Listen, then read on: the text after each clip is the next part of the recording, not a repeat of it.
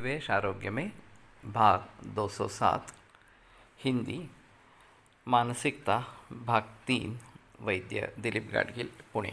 तो मैं मानसिकता की बात कर रहा था और जब एक ऐसी स्थिति आ जाती है कि जो प्रस्थापित विचार है उससे आगे बढ़ नहीं सकते या फिर उसमें परिवर्तन नहीं आता और समस्या वैसी की वैसी ही रहती है, तभी जाकर थोड़ा अलग तरीके से सोचने से कुछ फ़ायदा हो सकता है और तभी मानसिकता बदल सकती है। एक दूसरा अच्छा उदाहरण इसका ये है कि पूरे विश्व भर में आज विटामिन D3 और B12 की कमी है। किसी का भी परीक्षण किया जाए तो निश्चित रूप से ये दोनों कम है, इस प्रकार से हमें मिलते हैं। अब आधुनिक वैद्यक में ये कम है तो फिर फार्मेसी आगे आई और दोनों का उत्पादन शुरू कर दिया। डॉक्टर प्रिस्क्राइब करने लगे विटामिन D3 के लिए ये एक गोली हफ्ते में एक बार लेनी है।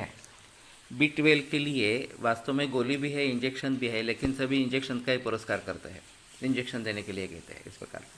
लेकिन कोई भी ये नहीं सोचता कि इतने बरसों तक ये सब चल रहा था, आज ये अचानक ये विटामिन D3 और B12 की डिफिशियंसी क्यों आ गई इस प्रकार से।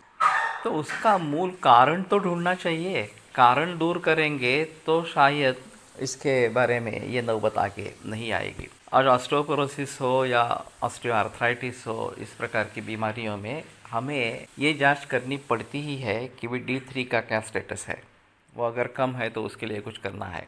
उसी प्रकार से एनीमिया अगर दिख रहा है, पांडु दिख रहा है, तो B12 का एहसास करना ज़रूरी है, परीक्षण करना ज़रूरी है और वो कम है तो उसके बारे में सोचना है। लेकिन ये कमी क्यों हुई इसके बारे में कोई सोचता नहीं है, ना ही डॉक्टर सोचते हैं, ना ही समाज सोचता है। तो इसका मूल कारण खेती में जो परिवर्तन आया, वैसे देखा जाए तो सूर्य यही विटामिन D3 का सबसे बड़ा और अच्छा स्रोत इस प्रकार का है। मूल स्रोत वही है। जब हम धूप में टहलते हैं तो हमारे चमड़ी के नीचे विटामिन D3 तैयार होता है, जिससे हमारी जो ज़रूरत है वो पूरी होती है। पुराने ज़माने में लोग बहुत कष्ट करते थे, धूप में टहलते थे, तो उनके शरीर में अपने आप निर्माण होता था, कभी कभी कमी महसूस नहीं हुई थी। और वैसे भारत देश में काफ़ी बड़े मात्रा में धूप उपलब्ध है।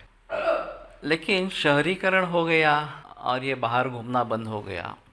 फिर भी गायें और भैंसें ये धूप में टहलती थी, पूरे दिन भर टहलती थी और उनके चमड़ी के नीचे ये विटामिन D3 बन जाता था और फिर दूध, दही वगैरह दूध से उत्पाद जो है उनसे हमें ये विटामिन D3 मिलता था। अब जैसे गायों का जर्सीकरण हो गया, संकरित गाय आ गई, उसको तो धूप बिल्कुल सहन नहीं होती, तो उसको एक कवर करके शेल्टर के नीचे रखते हैं और वो टहलने से उन गाय का दूध कम होता है, ऐसा संशोधन बताता है। इसलिए उनका टहलना भी बंद कर दिया।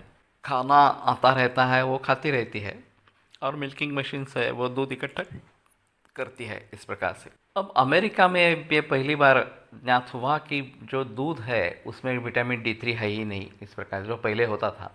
फिर अमेरिकन FDA ने कहा कि नहीं, ये दूध विटामिन D से फोर्टिफाई करो। उत्पादक ज़्यादा होशियार, उन्होंने देखा कि मरे हुए गाय की चमड़ी अगर धूप में रखते हैं तो उसके अंदर भी, उसके नीचे भी विटामिन D3 बनता है और ये सबसे सस्ता है। तो इस प्रकार से विटामिन D का निर्माण करके दूध में डालना शुरू कर दिया। अब विदेशों में इस प्रकार का दूध उपलब्ध है, फोर्टिफाइड विद विटामिन D3 इस प्रकार से। लेकिन क्या यह सही तरीका है या हमें मूल रूप से जाकर विटामिन D3 डिफिशियंसी क्यों हुई उसके बारे में सोचना है।